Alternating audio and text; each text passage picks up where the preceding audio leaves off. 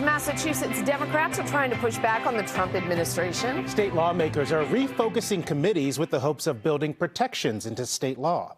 We have live team coverage of this plan. NBC10 political commentator Sue O'Connell has insights, but we begin with NBC10 political reporter Matt Pritchard. He joins us live from Beacon Hill. So, Matt, what are they going to focus on here? Well, Glenn, several issues were brought up today, but tangible action seemed a little bit harder to pinpoint as Beacon Hill continues to battle and contend with the day-to-day coming out of D.C. Outrage growing in Washington. The plot is to get $2 trillion out of the programs that affect ordinary people. It's our money!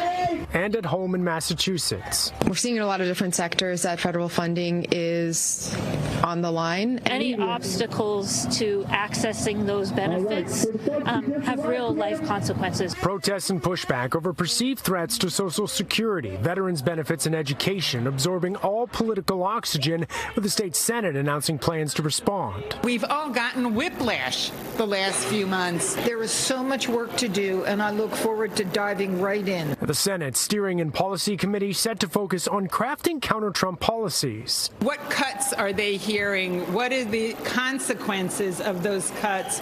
What can we do by policy to help our residents? I think it's laughable. That lack of detail drawing raised eyebrows from Republicans. They don't have any policies that they're going after. All they're doing is screaming at the rooftop, yelling about Trump. All the same, Democrats on Beacon Hill seem prepared to move in lockstep. House Speaker Ron Mariano saying in a statement, quote, "The House is acutely aware of the devastating impact President Trump's actions are already having here in Massachusetts, and we look forward to working with Governor Healey and our colleagues in the Senate to protect our residents." He is targeting us already. We need to protect our residents. As for when that committee actually begins their work, it is still unclear at this point. No hearings are scheduled, but of course, we'll keep you updated as we learn more. On Beacon Hill, Matt Pritchard, NBC10 Boston. Matt, thank you. Let's bring in NBC10 political commentator Sue O'Connell. Sue, when we in the newsroom think about all the news, all the action, all the activity coming out of the White House, it's no wonder that the Democrats are having a hard time keeping up with all of that activity. How are they responding so far in your view? Well, they're definitely trying to catch up. State and city Democrats are struggling with this barrage of Trump's executive orders and policy changes. And as the Spilka said, this has created this whiplash effect, making it difficult for them to respond effectively.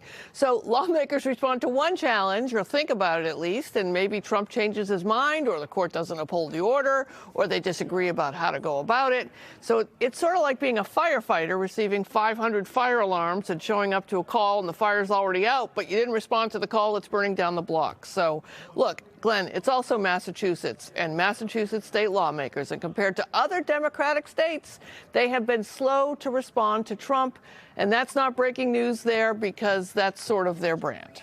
Yeah, the Senate president did talk about whiplash. I kind of had this image of them putting on a neck brace. But after you put on the neck brace, what do you do? Because you got to get on offense at some point, right? Yeah, you do. And they did it before back in 2017 during Trump's first presidency. Lawmakers, they created a group co-led by now Speaker Ron Mariano to address Trump administration's what they then called unprecedented actions. Look, other Democratic-controlled states have taken similar actions, like Connecticut and California. They passed emergency bills to fund groups targeted by the administration. We're waiting to see if that's what these state lawmakers are going to do. All right. Do you figure that's going to be enough? Well, some Massachusetts lawmakers and progressives think they should absolutely be doing more, like drafting a Project 2029, a blueprint for the next Democratic president based on the Project 2025 report.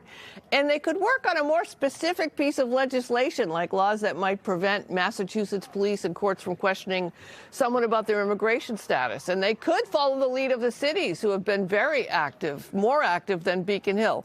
Look, it's not just Republicans who think it's laughable. One group, Progressive Massachusetts, said in a statement today that the response from Beacon Hill is more comical and more underwhelming than creating a new committee, saying the press conference announced work that they should have already been doing. Glenn? All right. We'll keep track of this, Sue, and monitor how they do. Thank you. You're welcome.